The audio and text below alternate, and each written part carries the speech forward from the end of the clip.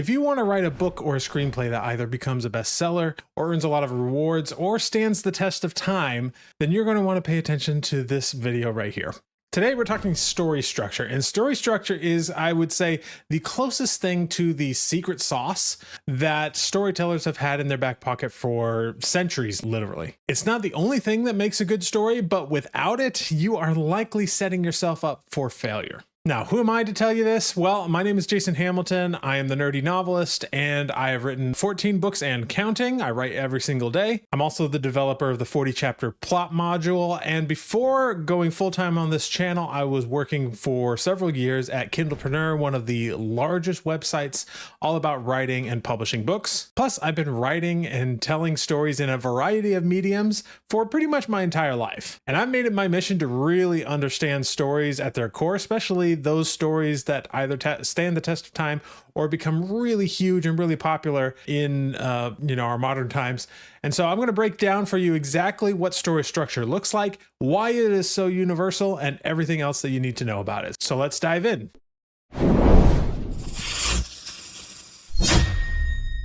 Before we get started on actually talking story structure, I wanted to address the elephant in the room, which is this big thing that anytime you bring up story structure, inevitably people will turn to what I and Blake Snyder, author of Save the Cat, call the F word.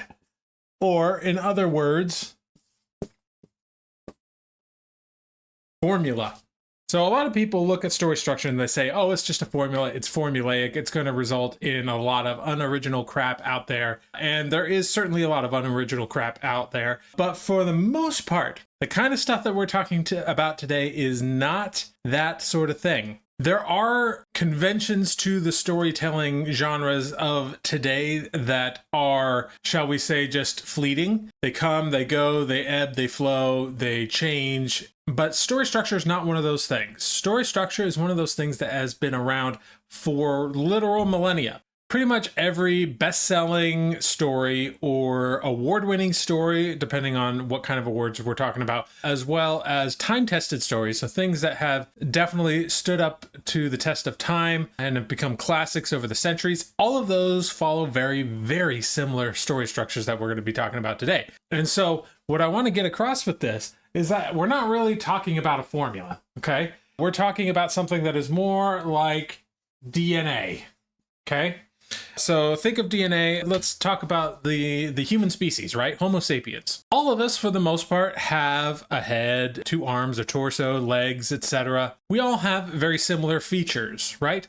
And yet, even though our DNA is the same on a species level, we are all quite different on a more personal individual level. And so even though we all have more or less the same types of limbs and things, we have slightly different proportions to those limbs. We have different color hair, eyes, skin. Some are tall, some are short. But for the most part, we all fall under the same category of Homo sapien, right? It's what makes us compatible with each other as a species. Well, story structure is the same way. Story structure allows you to basically be recognizable as a member of the same species, of the species being just a good story in this case. And even though there are some certain things that are the same across the board, those things that make it recognizable as a species, there's still so much room for originality and freshness and things that just make it sound better. But if you don't have this basic DNA here, the basic, if we were using the Homo sapien example,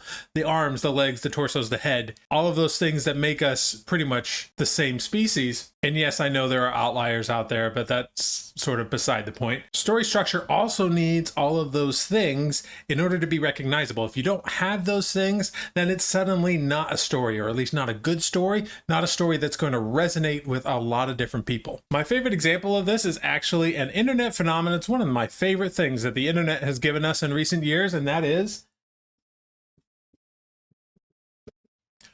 Barbenheimer. So if you're unfamiliar with this, this was like basically a series of internet memes that came around the movies Barbie and Oppenheimer, which came out on the same day in the summer of 2023. And I think they actually make the perfect comparison for what we're talking about today. First of all, both of these films were very highly regarded, right? Barbie was considered to be one of the freshest films that we've had in a long time, just a very original, fresh take on Barbie, basically. They could have gone a direction that was so much more generic and much more reminiscent of all of the little animated Barbie films out there, but they didn't. They went to something that was far more accessible to adults and just interesting and fresh. Whether you liked it or not, we can all agree it was definitely original, right? On the other hand, Oppenheimer, coming from Christopher Nolan, one of the most celebrated filmmakers of all time, and largely considered one of his best, as evident by the fact that he won Best Picture for that film. And so both of these films are really well done, critically acclaimed. They both made a decent amount of money at the box office. They both did very, very well. And yet they're also so different. And this is what led to Barbenheimer, right? This meme that kind of grew out of the fact that they are sort of diametrically opposed movies, and yet they're both really well done. Well, would it surprise you to know that both of these follow very, very similar story structures? And that it's actually true. If you actually go through and learn about the things I'm going to teach you today, and then go and watch those films, you will start to see them pop up in the same places. And so I think this is the perfect example about how story structure doesn't make your work a formula. All it does is set it up for success by making sure it is the same species as other best-selling and time-tested stories out there, right? Make it recognizable to people as a story that they would want to engage with. And, Christopher Nolan, for example, is a master of story structure. You will see very similar story structure across all of his films, but done in ways that are just masterfully done. So it's not so much about using the formula itself as it is about the implementation of the formula and how it's used, and as well as all of the other things around story structure. Story structure is certainly not the only thing that makes a good movie or book, but it is one of the foundational pieces that if you don't have it, is going to throw everything off. So what are some of these commonalities that you see throughout all story structure pretty much? And what do we see inside of Barbie and Oppenheimer? And I'm going to give you a whole bunch of other examples as well today. Well, the main thing that it comes down to is actually maybe not what you expect, because people, when they hear of story structure, they think of plot and like elements of plot, the things that actually happen. And there's certainly part of that. But the central thing that story structure is about at its core is character. And specifically, we want to think about character change. Character change. This is ultimately what pretty much every story is about. There is something that transforms, usually a character, but it doesn't always have to be an actual person, that transforms from the beginning of the book or film to the end. Now, there are multiple types of transformations, right? The most common that we see all of the time is a positive change. So the character goes through some sort of ordeal, and by the end of the story, they have improved as a person in some way or another. But there are also negative changes, and so these are tragedies, right? So, of course, you've got Hamlet, Macbeth, some of the most famous tragedies of all time. But then you also have things like Anakin Skywalker, which is a negative change. And some of those transformations, even though they are less common than the positive transformation, are significantly more impactful in a lot of ways, because they're showing us kind of like what not to do, right? There are, however, characters that are totally neutral. So what do you do when you have a neutral character, right? Is that like a contradiction here to the change? And not necessarily. And the reason for that is, even if you have a character that is totally neutral, and some good examples of these, you see them a lot in thrillers and mysteries, characters like James Bond. These are characters that don't really change from one story to the next or throughout the story, although they did change this up for more recent iterations of James Bond, where they gave him character arcs. And I would argue those are some of the best Bond films for that reason. But traditionally, James Bond isn't really a character that has a whole lot of growth. And then you also see other characters like Pollyanna, Ted Lasso in the very first season of Ted Lasso, not the second or third season, because they did give him an arc there. But the first season, he's kind of a neutral character. He doesn't really have much of an arc. And so what happens is that these stories are not so much about the change of the character as they are about the change of the world around the character. So my favorite example of this is actually Pollyanna. Many of you may not be so familiar with the story, but you're probably familiar with the expression of someone being a Pollyanna, meaning they're always like optimistic all of the time. Ted Lasso was this person in season 1 of Ted Lasso. And it's all about sort of like changing the world around them to be happier and be more optimistic. And that's kind of what we saw in Ted Lasso and in Pollyanna. The Music Man is another good example of this. And so there's almost always a change of some kind. That is sort of the point of storytelling in general. You always want to illustrate some kind of change, some kind of outcome that is different because of the events of the story. And just to further my point that this is not a formula, this is also the same stuff that you will find regardless of whether we're talking like an actual story or we're talking about other things. If you're into marketing, I'm pretty heavily into marketing and sales and things like that. I get into that sort of thing. Any good salesperson will tell you that you're going to be using the same stuff. All of the stuff I'm teaching you that we'll get into about 3-act structure and all of that is all part of sales and marketing as well, because it's a powerful way to resonate with people. You'll see it also in YouTube videos. So this is more of an educational YouTube channel here, but there's still a transformation taking place, right? I'm taking you from not knowing as much about story structure to knowing a little bit more about it by the end of the video. And that's kind of what all of my videos are about. But you'll see this even more so in entertainment channels like Mr. Beast. Go watch a Mr. Beast video and you will see it will line up with most of the key points of the storytelling that we are talking about today. I've even seen this in music, believe it or not. There was a fascinating show I listened to a long time ago called The Soundtrack Show, I think it was called. And it went over the music in main theme to Star Wars. And in Star Wars, John Williams actually structured the theme of Star Wars to match up with the basic, the rising and falling action that we get inside of story structure. And maybe I'll demonstrate that a little bit further on as we get into the 3-act structure. But I hope I've gotten this idea across to you that this isn't a formula. This is DNA. Right? This is the fundamental building blocks of what makes a story. And then once you've got all of those fundamental story blocks in place, then you can start adding the things that make it feel fresh and original and all of that stuff. But you have to have these actual things in place. Now, when I was first studying story structure, I wasn't so sure about this because there are so many different story structures out there that people can use. And I'll just name a few of them.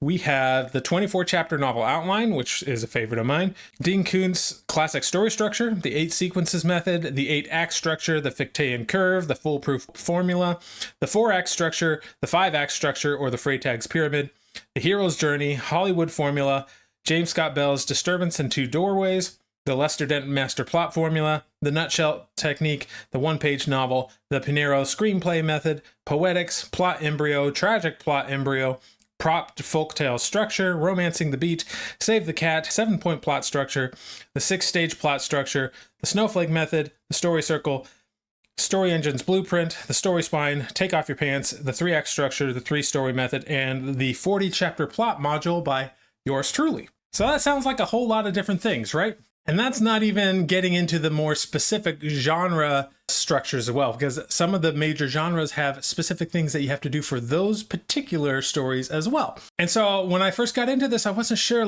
is there actually an underlying story structure that's kind of universal across all of these things? And as I got into studying each of them, I was doing so to create my 40-chapter plot module. And I actually found that most of these structures have a lot more in common with each other than you might think. In fact, almost all of them hit some of the same basic beats. They just might differ a little bit in terms of how they define them or what level of importance they assign to different sections, or in terms of complexity. Some have more beats to hit and some have fewer. It just kind of depends. But overall, they pretty much follow the exact same structure. So with that in mind, we're going to examine 3 of the most common story structures, and I'll give you an idea of just how they sort of fit together and how they are similar and how they differ and that sort of thing. So we're going to be covering the 3-act structure, the hero's journey, and the save the cat beats. All right, first we're going to talk the 3-act structure. Now, I've got the most examples for this. I'm going to give you 3 examples from Harry Potter and the Sorcerer's Stone, because it's like the greatest selling book of all time, as well as we'll look at The Matrix, another really good bestseller in terms of film, but also in a lot of critical acclaim. And we'll also be talking about a classic known as the Epic of Gilgamesh, which is the oldest piece of literature that we know, also happens to fall into the same structure. And so this is the 3-act structure, right? And so the 3-act structure is, as you can imagine, divided into 3 acts. Okay? We have Act 1, which is called the setup. We have Act 2, which is the confrontation. And then we have Act 3, which is the resolution. Okay, these are the three basic building blocks of the three-act structure. And the three-act structure practically looks something like this. So this is what we would call rising action and then resolution down here. Every story pretty much progresses in a similar way where it just sort of escalates and escalates and escalates and escalates and then peaks here in the climax and then falls off, right? So in Harry Potter and the Sorcerer's Stone, the setup is basically just everything that we learn about Harry and his situation, and then everything about the world that we need to introduce all of the characters. It's just exactly as you would think with the word setup. You're just learning about the characters and the situations and the conflict. In The Matrix, it's the same thing. We get introduced to Neo and the conflict that he's up against. We get introduced to the Matrix as a whole, and then it sort of ends with him being presented with the choice of taking the red pill or the blue pill. In the Epic of Gilgamesh, we get introduced to Gilgamesh as a tyrannical king who has a whole lot of problems. And so the gods decide to sort of make an example of him, and they send a creature called Enkidu to sort of basically fight him, take care of him. But then there's a reversal of that, and Gilgamesh and Enkidu kind of become friends, and that's sort of everything in the first act of the Epic of Gilgamesh. This section makes up about 25% of the novel. And then we get to Act 2, which is usually about 50% of the novel. And I say novel, but this is true of film and other things as well. And the confrontation is basically we have a escalation after escalation after escalation where the characters try things and fail. One of my mentors, David Farland, calls this a try-fail cycle. So this is an instance where there's just a lot of the protagonist trying to do something, then failing, and trying to do something and then failing. And that cycle sort of repeats. But as this goes on, the character usually is learning things. They're learning to confront the inner flaws that they have, to overcome those flaws so that they might better have a chance of facing the main threat. They're also improving their skills and other things. Anything that they sort of need in order to win at the end is the kind of stuff that they're going through right here. So in Harry Potter and the Sorcerer's Stone, this is where Harry basically learns about the Sorcerer's Stone. They sort of suspect Snape of doing some things. It's also him going to all of his classes, you know, encountering Voldemort in the Forbidden Forest, all of these sort of just tests and trials that he goes through. In The Matrix, Act 2 starts as he is pulled out of the Matrix and then goes through quite a lot of training and rigor and things to become the hero that he needs to be by the end. So this is where he learns Kung Fu and other quirks of the Matrix and things like that. And in the Epic of Gilgamesh, Gilgamesh is now teamed up with Enkidu, and they basically go on a whole bunch of different adventures. You know, they kill the Bull of Heaven, like they basically become like the ultimate buddy cop scenario, and they're just going out and having a fun time learning a lot of different things. But Act 2 ends for the Epic of Gilgamesh where Enkidu is actually killed, and that sort of launches us into Act 3. Now, Act 3 also takes up about 25% of the story. And this is, you know, that's approximate. But Act 3 is where everything climaxes. It gets to a head, everything sort of wraps up, and then after the climax ends, then we get what we call the denouement. It's where all of the loose ends are tied up. We sort of figure out what happens after the climax to our hero and everything like that, and wrap up the story. Right, so in Harry Potter and the Sorcerer's Stone, Act 3 is pretty much going in through all of the trials that they go through to try and get the Sorcerer's Stone, right? So the chess game, all of that stuff, ending in Harry's final confrontation with Voldemort and Quirrell, which is the actual climax of the story, and then it wraps up with him being in the hospital and then winning the House Cup and all of that. Now, each of these three sections can be further divided up into a couple of key points. So for instance, right around here, there is a moment that we call the inciting incident.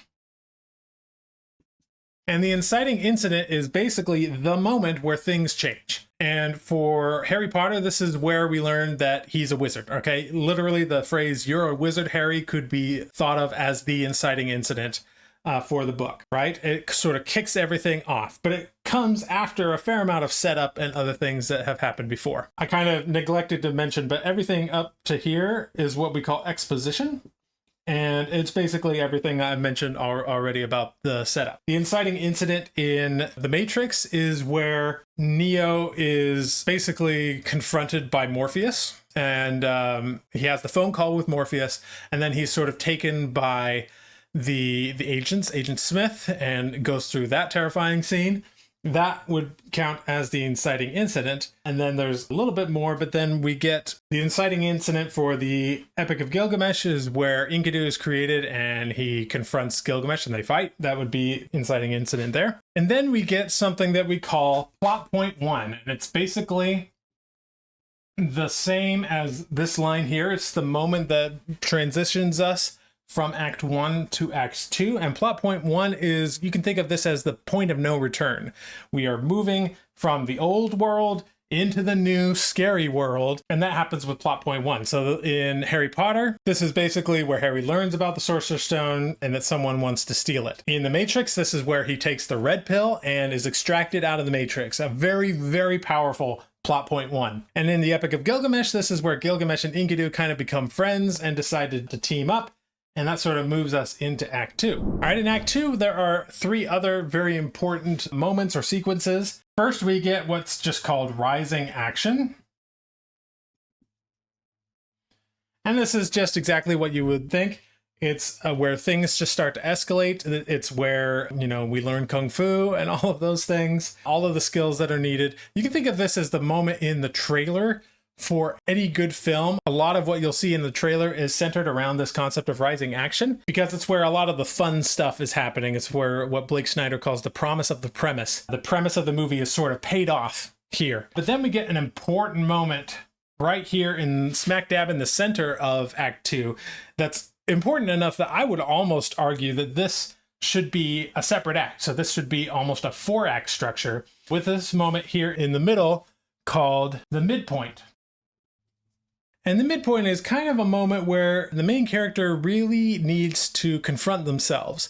It's a moment that figuratively and often literally involves a mirror, like the character is sort of looking inward. For example, literally in Harry Potter and the Sorcerer's Stone, we have the Mirror of Erised, where he's sort of just confronting his own loneliness. And this is also where we get this sense of like, do we go in a selfish direction, where we sort of use the Mirror of Erised to just sort of imagine our most selfish desires, right? Which is eventually going to pay off when we find out that Harry is able to get the Sorcerer's Stone only because he wasn't trying to use it for himself. And so we get a hint of that theme right there here in the midpoint, where we're discussing that relationship between selfishness and selflessness. That's the midpoint for Harry Potter. For the Matrix, the midpoint is the moment where he meets with the Oracle and has that moment where he decides, oh, maybe he might not actually be the one. And it's an important moment of self-reflection that's also going to set up the moment at the end where he finds out, well, he actually is the one. And that leads us to the end of Act 2, which is another important point right here as we transition into Act 3, called plot point 2. Okay? And plot point 2, very similar to plot point 1, it's kind of another point of no return. Usually there's some kind of attack by the antagonist of the story. But whatever happens, it's a moment where they have a major setback. The hero has a major setback, and they're not really sure if they're going to be able to continue. So in Harry Potter and the Sorcerer's Stone, this is the moment where they think Snape is going to get the stone. Dumbledore's gone. They realize it's going to happen tonight, and it's not looking good, right? In The Matrix, this is when Morpheus is captured, and they're almost going to actually terminate Morpheus's life so that he doesn't give any secrets. And it's just a dark moment, right? But if we were to end the story there, it would be a tragedy and kind of make a lot of people angry because we've gone through this whole experience all for nothing, right? So this is just a really low point for the characters. But after that, we got to move into Act 3, which is the resolution and the climax. Oh, and I neglected to mention for the Epic of Gilgamesh, the plot point 2 is where Enkidu dies, and suddenly Gilgamesh is having a real hard time with that. And so moving on to Act 3, we get what's called... And actually, in order for me to illustrate this perfectly, I've got to do a little bit more like that. There we go. That's a little bit more accurate there. So this first bit is called the pre-climax. This is basically the preparation. This is where the characters sort of like get pumped up. They get all of the tools that they need, everything that they sort of need to do this final moment of storming the castle figuratively speaking. So there's just a little bit of prep work that happens here in the pre-climax. So that in Harry Potter, this is where they're sort of just getting ready to go and take out the Sorcerer's Stone.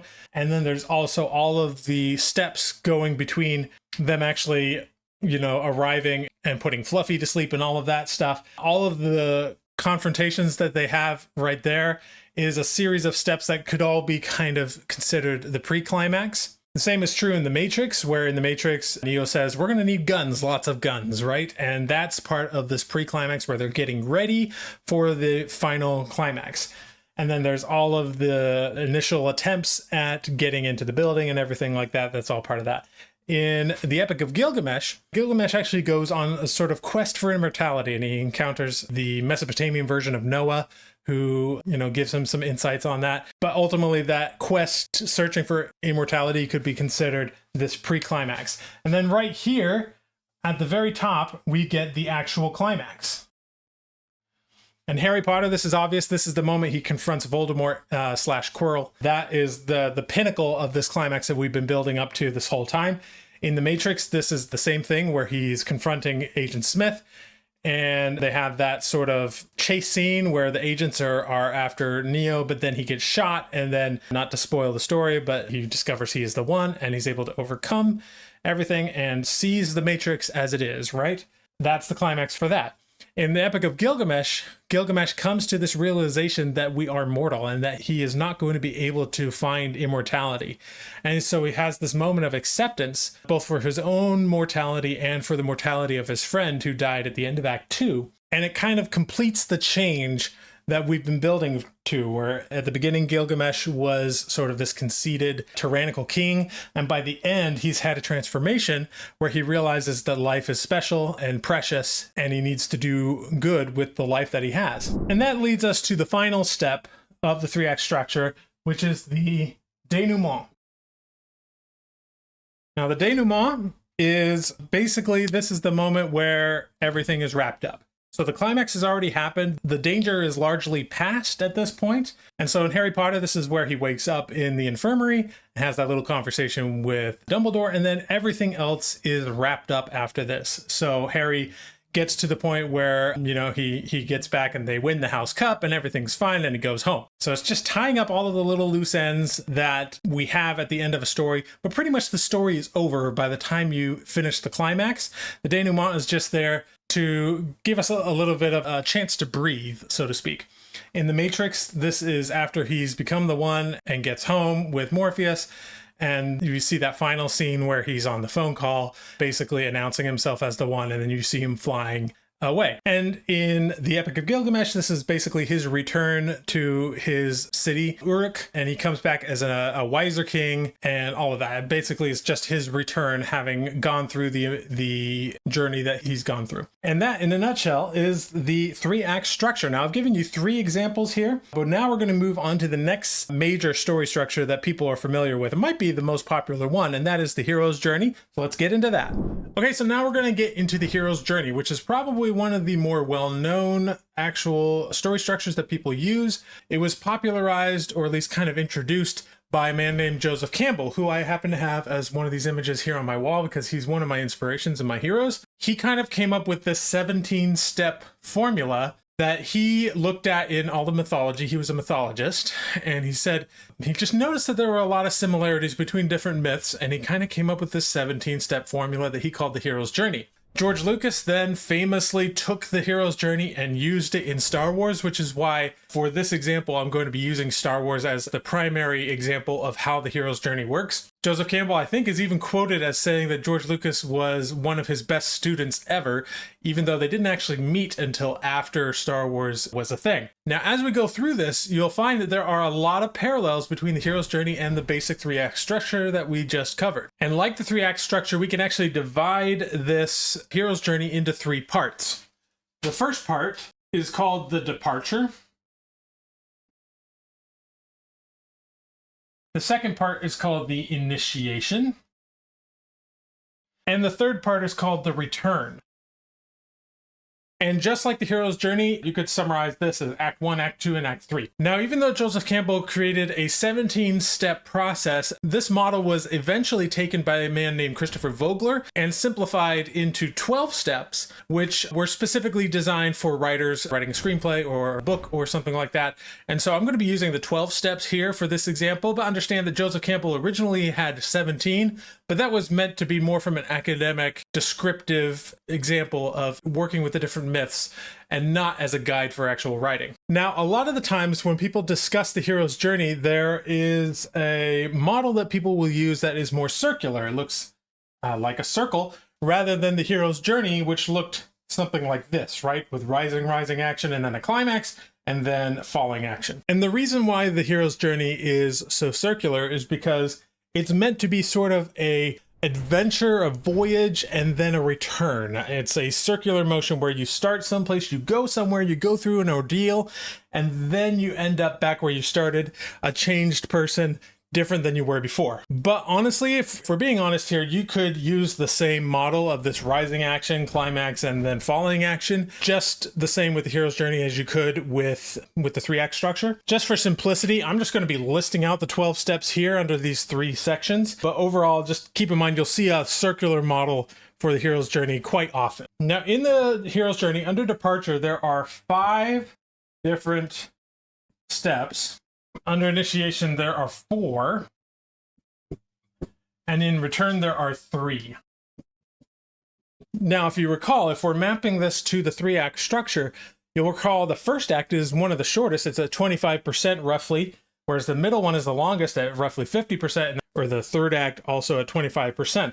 So you might be asking, why are there more steps in Act 1? Well, that's because a lot of these steps happen more in short succession, whereas some of these steps take a little longer and take place over a longer period of time. So even though there are more steps here in the beginning, that's just more beats that you need to hit, whereas there is actual more content, more story here in the second act as well as the third act. So let's get into what these actually are. The first beat is called The Ordinary World. And this is basically where the hero starts out in a place that's sort of ordinary, as the name implies. It's a place that might be a little boring to them. It's not really a place where they're comfortable. They want to move on, get out of this state that they are in. And it's just not, a pleasant place for them to be in, even though it is familiar, even though it is what they are used to. And they might be comfortable, like Bilbo Baggins in The Hobbit doesn't really want to have an adventure, or at least so he thinks. He does actually sort of have this Tookish side inside of him that wants to go out, but he might not even admit it to himself yet. That's kind of what the ordinary world is. And in Star Wars, the perfect example is Luke's just growing up on this farm. He wants to go to the academy. He wants to get out of the farm life, but he's sort of resigned to this life as a farmer for probably the rest of his life. It's not a exciting place to be at all. And, we have that iconic scene where he's staring out into the 2 sunsets and he just, wishes life was more, right? So that's the ordinary world. And then in the midst of this ordinary world comes an important moment called the call to adventure. And the call to adventure, it's basically the exact same thing as the inciting incident in the 3-act structure. This is the event that kicks things off and gets the adventure going. So in Star Wars, this is when R2-D2 arrives and Luke sees the transmission from Leia saying, "Obi-Wan Kenobi, you're my only hope," all of that. It sort of kicks off the adventure for Luke, even though he's not quite ready to leave his ordinary world quite yet. And because he's not quite ready to leave the world yet, we have step 3, which is a refusal of the call.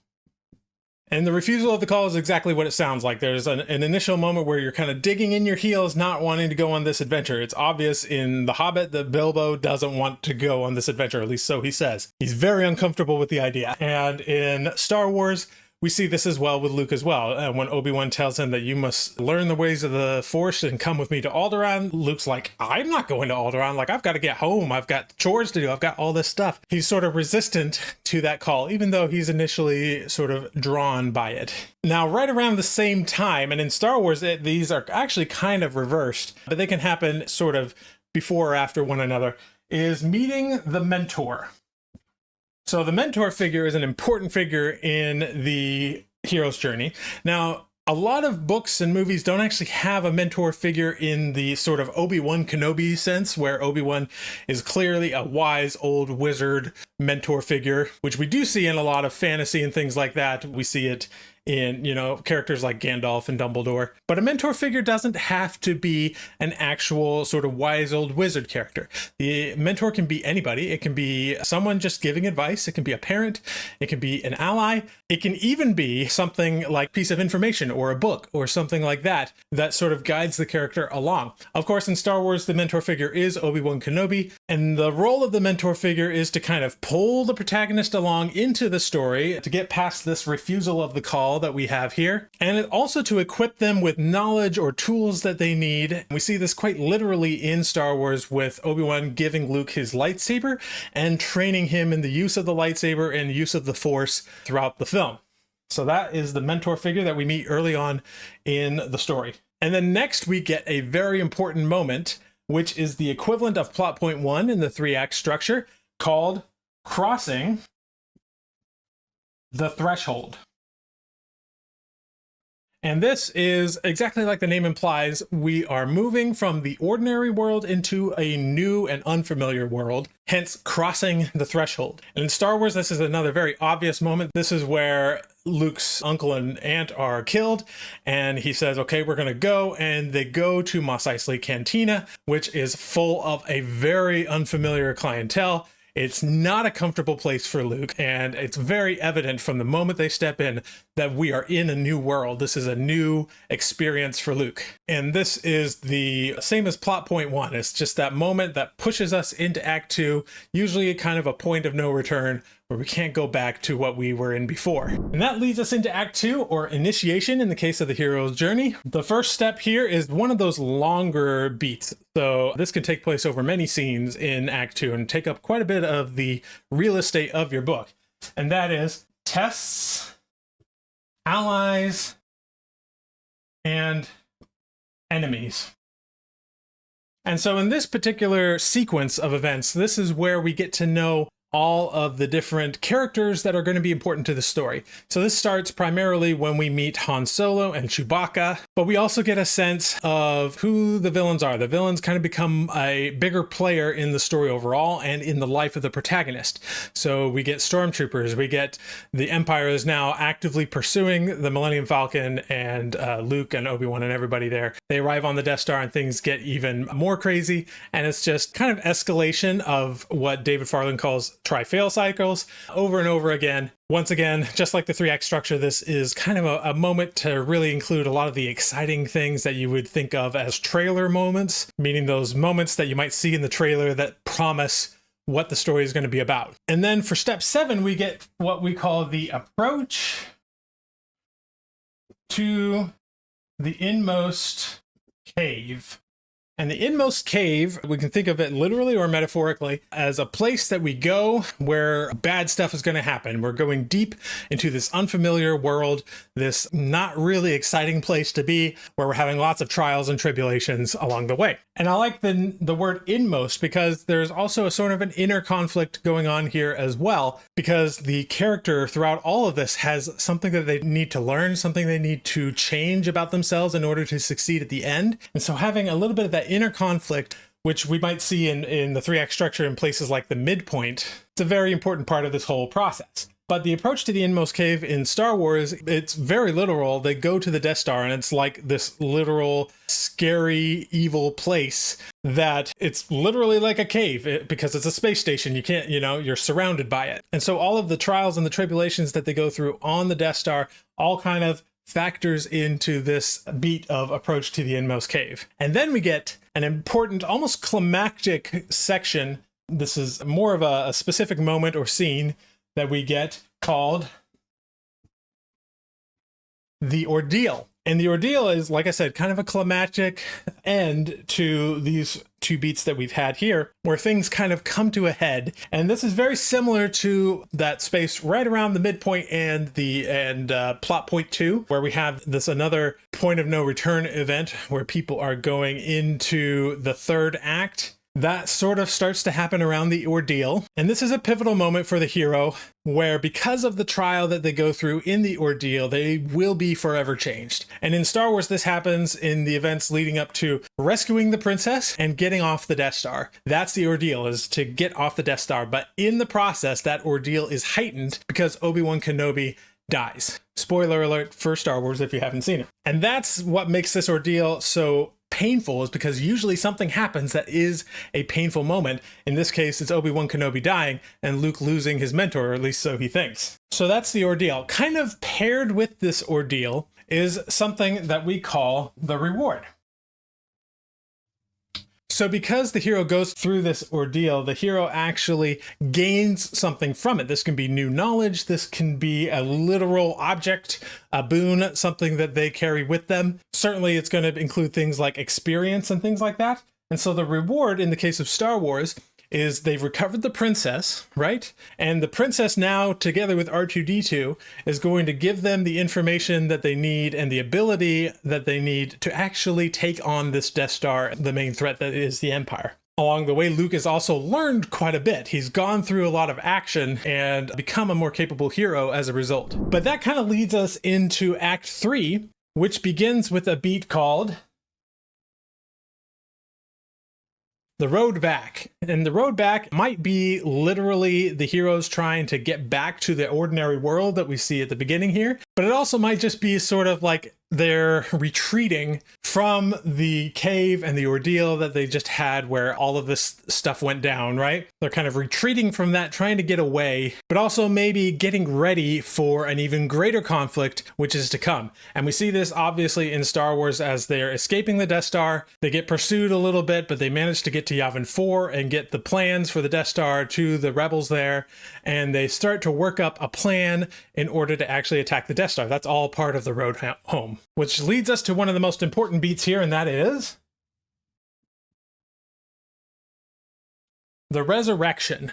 And the resurrection, as the name implies, is kind of a death and rebirth sort of situation. But this is basically the exact same moment as the climax in the 3-act structure. This is where the hero goes head-to-head with the villain, and because it's called the resurrection, there must be a change that happens in the hero where they start to put to use everything that they've learned and gained across the journey so far, and they basically die and are reborn as a new person. They are resurrected, and because of that resurrection, they have what they need to actually defeat the villain. We see this in Star Wars because Luke Skywalker basically has that moment where everything is not looking good. Some of his friends have died. He's doing the same things that they did, which, you know, the definition of insanity, right? Trying to do the same thing and expecting different results. He's using his targeting computer, and then he hears Ben Kenobi's voice, which says, "Use the Force, Luke. Let go." And so he decides to trust in the Force and turns off his targeting computer, and he has this use the Force moment where he is just totally dialed in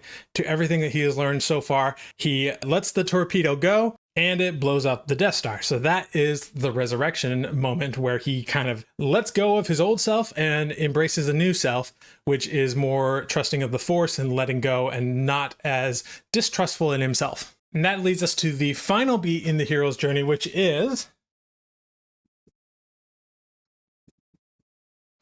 the return with the elixir. And the elixir is just a fancy word to say that the heroes come back with something. They have whatever they gained here in the resurrection. It might be a literal object. It might be information that they have gained. It might just be personal growth, which it often is, that they have gained over the course, and they sort of come back. It might be to their ordinary world. They might return exactly to that place. Or in the case of Star Wars, he just sort of comes back to the rebels, a changed person. We have that award ceremony where we see Luke there, not as just an ordinary farm boy anymore, but he is now like a fully developed hero for the Rebel Alliance. He comes back not only with new experience and a new trust in the Force, but he also comes back having blown up the Death Star, which I'd say is a pretty good elixir example. So that is the overall overview of the hero's journey. As you can see, it fits very neatly. Almost all of these points can be compared to a different section of the 3-act structure. We'll see this again as we look at another important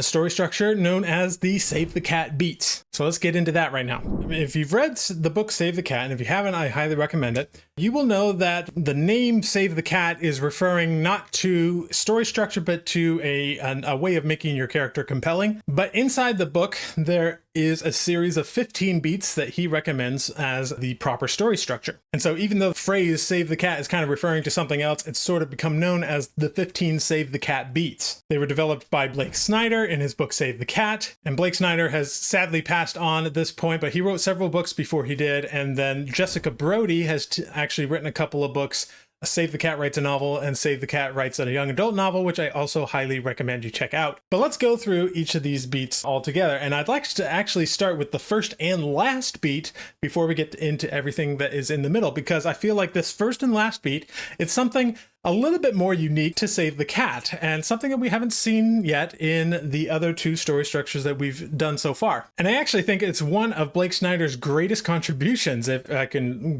be so bold as to say that, to the idea of structure. And that is the opening image and the closing image. Now, the opening image and the closing image is centered around this idea of change. Remember at the beginning I said that change is one of the most important things that you will have in a story, especially character change. And Blake Snyder has this brilliant idea of a way of really demonstrating what that change has been in a powerful way that's really resonant by creating an opening image and a closing image. Now, Blake Snyder was writing primarily to screenwriters, so there is a visual element to this opening and closing image because there's an expectation that this would be a film or a TV show. And we don't get that quite in the same way with a novel, but Jessica Brody points out that this should be thought of as a kind of opening shot, an actual image that represents where the character is at the beginning and then at the end, where they are at the end and how that has changed. So I actually think this is brilliant. I think your first scene should definitely do this, and your last scene as well. You want them to be almost like poetically related to each other and kind of opposite to each other in the sense that we see the growth that has taken place. Now, the film that I'm going to be using as an example here is the film Everything Everywhere All at Once. So spoilers for that film if you haven't seen it yet, but it is another film that was kind of hailed as this really fresh and original take, and yet it follows the Save the Cat beats almost precisely. So just as another way of saying that using structure doesn't make your film formulaic, because there are plenty of fresh and original films that use the structure but are actually better for it and can still maintain that originality. So in Everything Everywhere All at Once, the opening image we get is this picture of Evelyn just sort of at her desk. Tons of stuff going on. She's clearly not in a good place. She's being audited. She's getting a divorce. She's clearly not happy or bonding with her family at all. We get an opening image that just sort of visually represents the chaos that she is in. By the closing image, we see a very similar situation, except instead of her just sort of tackling this chaos by herself, we see her with her family. Things are happy. They are helping her to sort of make sense of everything that's going on. And if you were to just look at the opening and closing image for this film, you wouldn't know anything about like the multiverse or anything that's gone on in the middle of the story. All you would see is that we've gone from being kind of alone and overwhelmed to being less alone, surrounded by loving family, and not nearly as overwhelmed. And this is actually a really good idea if you're plotting your novel to get a sense for the theme of your story and what your story is actually about. What is the transformation that the main character needs to go through in order to get from this point to this point? And how you get there is what the rest of the story is about. But ultimately, every story is about change. So we start out with the opening image, visually representing what they lack and where they are starting out, and then a closing image to demonstrate where they have gone and just how far they have come in the transformation that they have. I think this is a brilliant way to plot a story, and I will often start with the opening and closing image before I do any plotting for the rest of the story whatsoever. But let's get into the other story beats of Save the Cat. The first one after the opening image is called the setup. Now, one of the things that Blake Snyder recommends is he actually recommends around 40 scenes for a completed screenplay, and yet we only have 15 beats here. So what gives with that? Well, some of these are specific scenes or specific moments in a scene. For instance, the opening and closing image could be a specific moment from your scene. But then you have other beats that are multi-scene beats that take place across a little bit more time. He does give a little bit more information about what should happen in between some of those different scenes. And that's actually why I developed the 40 chapter plot module. I'll talk about that a little bit more at the end, but it is to kind of better define what should happen in these multi-scene beats, so you know exactly what should happen inside of each scene. But regardless, the setup is one of these multi-scene beats that takes place across multiple scenes. And exactly like the exposition in a 3-act structure, this is the moment where we're sort of getting introduced to the characters, we're introduced to the conflict and their basic situation. And one of the things that Blake Snyder recommends is that you have a couple of different scenes in the setup showing them in different areas of their ordinary world. The 3 that he recommends the most: show them at work, show them at home, show them at play. And in Everything Everywhere All at Once, we actually do get all 3 of those to one degree or another. We get introduced to her, to Evelyn, to her family. We get introduced to the fact that her business is being audited by the IRS, which is not looking good for her. It's kind of a stressful situation that they're in, but all of this is sort of introduced here at the very beginning. And that's done over a couple of different scenes, usually 3 or 4. But somewhere in that setup, early on, we get a beat known as the theme stated. And this is just a moment, like if we look at where the character starts out and where they need to go, somewhere early in the story, a character, usually not the main character, but somebody else adjacent to the main character, maybe a loved one or a friend, basically tells them the change that they need to make. They need to tell them the theme. What's the theme of the story? What is the change that the character needs to make? And they sort of tell them what that is, but the character usually sort of shrugs this off. It doesn't really resonate with them because they've put safeguards up. They have a sort of flaw or wound inside them that they just do not let people in. And we see this from Evelyn's husband, Waymond, in Everything Everywhere All at Once, where he basically says, you need to appreciate the world that you have. You have a great family. You have a thriving business. And even though all of this crazy stuff is going on, he's basically saying you need to look at the bright side, appreciate what you have, which is what she will end up doing by the end of the story. But at this point, she's just like, no, I can't think about any of that. Everything's kind of terrible and awful, and I'm overwhelmed and yada, yada, yada. But then comes what Blake Snyder calls the catalyst. And the catalyst is basically just another word for the inciting incident that we've already covered so far. It's inciting incident, the call to adventure, whatever you want to call it. It is that moment, it's a single scene beat where everything is upended and something happens to disturb the world that we are in, and suddenly things get crazy. This is what happens in Everything Everywhere All at Once, where they're at the IRS office and then the bad guys are starting to close in. They don't really know what's happening, but then Waymond kind of goes into a trance-like state and he ends up becoming a different version of Waymond from another universe, and he starts to introduce Evelyn to this idea of the multiverse, which he had not really considered before. And like a lot of crazy stuff happens at the IRS office in this particular scene. That is all part of the catalyst that sort of, as the name implies, gets the story going. But just like the hero's journey, immediately following this catalyst, we have a moment known as the debate.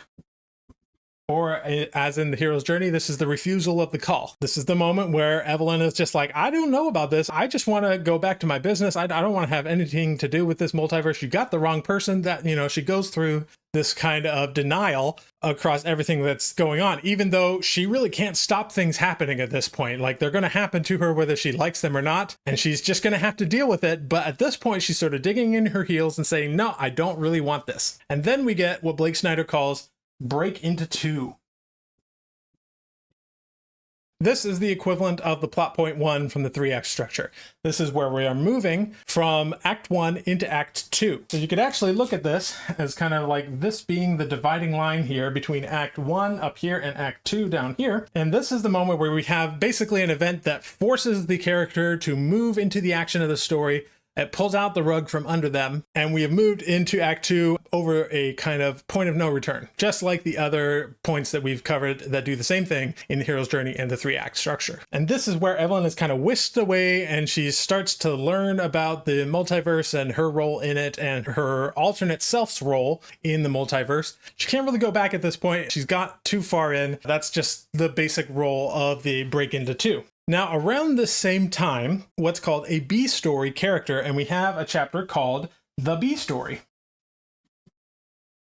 Now, so far, most of this story has all been what we would call the A story, or the kind of external action, right? The A story is the external action. It's the things that are happening to the character. Whereas the B story is more of the internal motivational story and is much more closely related to the change that the character has to make here in the opening image to the closing image. That personal transformation that she's going to have to go through is what the B story is all about. So we get hints of the B story here where the theme is stated, but the scene here, the beat that we want to hit here with the B story actual beat number 7, is a much more stark confrontation with this idea of the change that this person's going to have to make. So as I mentioned, the character has a flaw, sometimes called a wound, and they've put up defensive barriers, mental defensive barriers around this wound. And the B story is a moment for a character, usually a love interest or a mentor or a trusted friend, somebody like that, to basically say, hey, you have a problem here, you need to change it. And in the case of Everything Everywhere All at Once, this person is actually also the villain, which isn't as common, but can happen. The villain in Everything Everywhere All at Once is an alternate version of Evelyn's daughter. And a lot of the poking and prodding of changing Evelyn actually comes from her daughter and the alternate version of the daughter, because that is where the change needs to happen the most in order for her to become really in love with her daughter, helping her daughter, and everything to do with that. That brings us into another multi-scene beat. This is one of the longest multi-scene beats, but a fun one called The Fun and Games. Now, just because it's called Fun and Games doesn't necessarily mean that this is a fun time with a lot of games. Basically, this is the moment, like we've kind of discussed in some of the other options, where we get the promise of the premise. We get the trailer moments. The moments like in The Matrix where Keanu Reeves is learning Kung Fu and learning about the Matrix. This is a moment of learning and a lot of growth and a lot of failure, but a lot of like falling forward with that failure where you're learning things, you're getting more invested into the story. This is where the main character is kind of moved from this debate here to actually accepting her role in the story. And we see this with Evelyn because she starts to actually really embrace the whole multiverse and she starts jumping from one universe to the other. She's also learning a lot of the other characters, and there's multiple scenes in here as she's going through this growth. But that leads us to another moment that is also the same as what we've seen in the 3-act structure, and that is the midpoint. And the midpoint's exactly the same as it is in the 3-act structure. It's this moment of sort of self-reflection where they're looking at that hole in themselves, that flaw, and realizing that there is something to change there. They're a little bit less in denial of that change. There's usually also some kind of a false victory where they think that things are going well, that they've actually done what they need to. But as they're going to find out shortly thereafter, things are not as they seem. In fact, things are about to get way worse for the character. And in Everything Everywhere All at Once, there is a point where Evelyn is sort of told that she needs to embrace some of her worst qualities and be more like her daughter. And she's expected to be more like her daughter as she's going through this multiverse whole journey. So people are kind of starting to come after her now because she is a threat. But she manages to get away, but she's also starting to embrace the same qualities and the same dangers that her alternate universe daughter, who's now like the villain of the whole thing, what happened to her might happen to Evelyn as well. And so we get that false victory and this threat that Evelyn might actually turn out just like the alternate version of her daughter, and that's not a good thing. And that leads us into the next beat. This is another multi-scene beat that can take place across multiple scenes, but that is the bad guys close in. Now, the bad guys closing in, this is an important moment or series of scenes where things start to get really bad for the protagonist. The conflict amps up. It usually starts to look a little bit more hopeless. And in Everything Everywhere All at Once, this is where she kind of decides like, no, I'm not going to become like the alternate version of my daughter. I'm going to actually try to save her. And she gets into these conflicts with her daughter, which is amping up that tension with the bad guys closing in.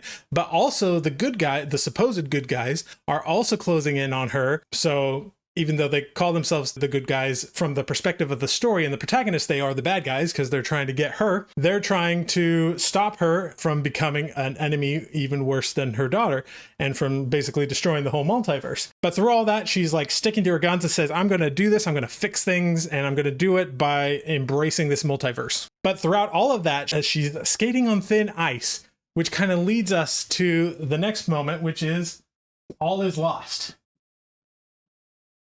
And in the all is lost moment, she kind of has this moment where she realizes that daughter might be right. This alternate evil version of her daughter might actually be onto something. And so she sort of starts to embrace that nihilistic approach to the universe and realize that maybe it's not worth it. Like maybe there's no point to this multiverse. And then kind of going along with this all is lost moment, we have what's called a dark night of the soul. And the Dark Night of the Soul is much more of an inner conflict that often happens after this all is lost moment. There's a moment where the character is really confronting that wound inside of them, that flaw, and realizing that they have to change or they're going to die, basically, whether that's literal or figurative. Things are not going to work out well if you stay in the Dark Night of the Soul. And so in the case of Everything Everywhere All at Once, there's this sort of existential crisis that Evelyn goes through together with her daughter. In this moment, we're kind of at rock bottom, right? And when you hit rock bottom, you can only go up from there. And so we actually start to see Evelyn start to get a little bit more hope and to try and teach that to her daughter. So we see that beautiful scene where they're just rocks in a lifeless universe. And we start to see like, oh, actually, maybe she still has love for her daughter. Maybe that love can actually do something. And we start to get this glimmer of hope here. And then we get Break Into 3. And this is kind of the same moment as the plot point 2 in the 3-act structure, where we're moving from Act 2 into Act 3, hence the name Break Into 3. And the Break Into 3 moment is a moment where basically the hero starts to have a little bit more hope. They start to gird up their loins to say, hey, we're going to do something about this. They get a little bit more optimism. And in Everything Everywhere All at Once, this is the moment where Evelyn kind of looks at her husband Wayman and just looks at how amazing he's been in pretty much all of the universes that she's visited up to this point, and realized that no, there is hope. Like, this isn't a nihilistic existence that we are living in. There is good out there, and I can see it in my husband Wayman. So she starts to shift at this point and try to imitate her husband by using compassion and things like that in order to help her daughter, both her real daughter and the alternate version of her daughter that acts as the villain. And all of this sort of leads up to this final moment called the finale, which is basically the same as the climax in all of the other things that we've discussed so far. This is the moment where everything comes to a head, and in Everything Everywhere All at Once, she's trying to use compassion for her daughter. It doesn't quite work, and so she actually genuinely starts to care for her daughter and say, basically, I love you. I'm going to be here no matter what, not for myself, but for you. And throughout that whole ordeal, she learns to actually start to value more just the simple interactions that she has in life, which is the journey that we wanted to go on from the opening image to the closing image. She learns all of these things. She comes out of the finale a changed person, and in so doing actually saves the entire multiverse. This is a moment where the A story, the external action, that things that are going on, intersects with the B story, her own inner personal journey, which have to intersect at this point because her personal journey is what allows her to succeed in the A story, her external journey. And so the entire story wraps up with a closing image visually representing the change that she's gone through over the course of the story, and that ends up being all 15 of the Save the Cat beats. So you can see how this, even though it's a little bit more detailed and adds a few things like the opening and the closing image, you can see how it's very similar to what we've seen in the 3-act structure and in the hero's journey. It's just sort of breaking it down a little bit differently than those other two. And I have found that this to be the case for pretty much all of the story structures out there. But to wrap up, I kind of want to talk briefly about how I plot a novel and a resource that I have that I think will be helpful for you.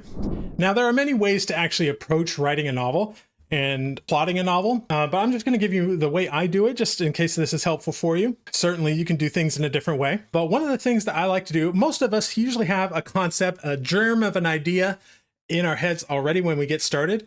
And that's usually like the concept of the plot. It might be a specific character that you have. It might be more of like a what if scenario, whatever the case may be. But you have a concept, right? And so I usually start with the concept and then I write that down. Write down everything that I know about that concept, everything that I've sort of already worked out in my head, which may be a little, might be a lot. And that's step one for me. Step two is actually going through and identifying what is the opening image and the closing image. So I take the advice from Blake Snyder very literally and basically saying, what is the transformation that I want the main character to go through? you might not have a character yet. You might just have the concept. So before you get to transformation, you do need to kind of have an idea of what's the character here? Who's the person that needs to go on this journey? But once you have that, you can identify what is the opening image and the closing image. And I literally try to identify an actual visual representation of what their transformation is. I might not know what the main conflict of the story is, but I know what the transformation is. Just like with Everything Everywhere All at Once, if you looked at the opening and the closing image, you would have no idea about this multiverse thing that happened in between. But you can see what the transformation is, and that's going to give you the theme of the story. So with the transformation comes the theme. Usually, more or less. So once I have that transformation down, it then becomes a lot easier to identify what is the conflict. So the conflict is the next step that I go into. Now, if you're a discovery writer, a lot of these next few steps are not going to be as useful for you because you don't want to have things plotted out ahead of time. But I am a heavy plotter. And so I always start to figure out what is actually going to happen in between the opening and the closing image. And the best way to identify that is to identify what the conflict is. So I usually think of the conflict in terms of like the climax. What is the character going to be dealing with that results in them going through this transformation? And so I like to plot out what the ending is first. In this channel, we talk a lot about AI. And if you have the ending in mind for AI, it's actually going to make things a lot easier as you're plotting the rest of the novel because the AI has a direction in which to go. But even if you're not using AI, this is a very useful tool for yourself to actually be able to say, okay, this is where we're going. How are we going to get there? And just understanding the main conflict, the antagonist, all of that is going to do a long way to sort of figure out what are all of the other beats in between. And from there, I sort of start to fill in the blanks. And at this point, it's a little bit less structured in terms of where I go next. But usually the next step for me is to identify a lot of the other main points, most notably the inciting incident. And then I also like to look at Act 2 and the first and second plot point to try and figure out what are those main moments going to be about. And then the midpoint is also a very important moment. Like, what's this false victory that they're going to have makes them turn inward and look inward at their journey. And then I just sort of fill in the blanks from there. And to make this a little bit easier, I actually developed something that I call the 40 chapter plot module. And because one of the issues that I was running into with the Save the Cat is Save the Cat says that you should have 40 scenes roughly for a screenplay, but only gives you 15 beats. And some of those beats are meant to be multiple scenes. And so I was thinking about this and I'm like, okay, well, if Fun and Games, for example, is supposed to be 5 scenes, well, then what's the difference between the 5? Like, there's got to be a point to every scene. That's another thing you get taught a lot in creative writing circles, is that every scene must serve a purpose. Well, then what is the purpose of each of these scenes? And so I actually created a 40 scene template that I call the 40 chapter plot module, which basically gives you a starting point and tells you exactly what should happen in each of the 40 scenes. And so it hits all of these beats that we've kind of covered so far. I also went into all of the other story structures to look for inspiration there to see if there was anything that they were adding to the conversation that the others were missing. And from all of that, taking in all of that, I created 40 chapters. Every chapter is unique. Every chapter serves a purpose, tells you exactly what should happen in that chapter. Now, of course, it's not perfect. This is really meant for a beginner template for someone who really doesn't know where to start. And even for experienced authors, sometimes it's easy to get lost in your outline and you find yourself creating something that actually it would be better to do this instead of that. You might mix things around, but I found that having a starting place of these 40 scenes is a great way to start. You can mix them up a little bit, change the order.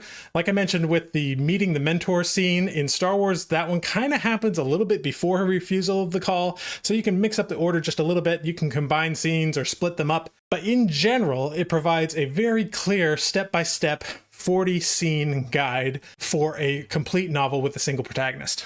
So if that is interesting to you, I have a video here talking all about that. So you can check that out. I also have a cheat sheet for the 40 scene template that you can actually get by subscribing on my website, storyhacker.ai. There will be a link below. Just subscribe and you should get a link with the 40 chapter module, as well as a few other things that I offer my subscribers for free. So go ahead and check that out, and I will see you in the next video.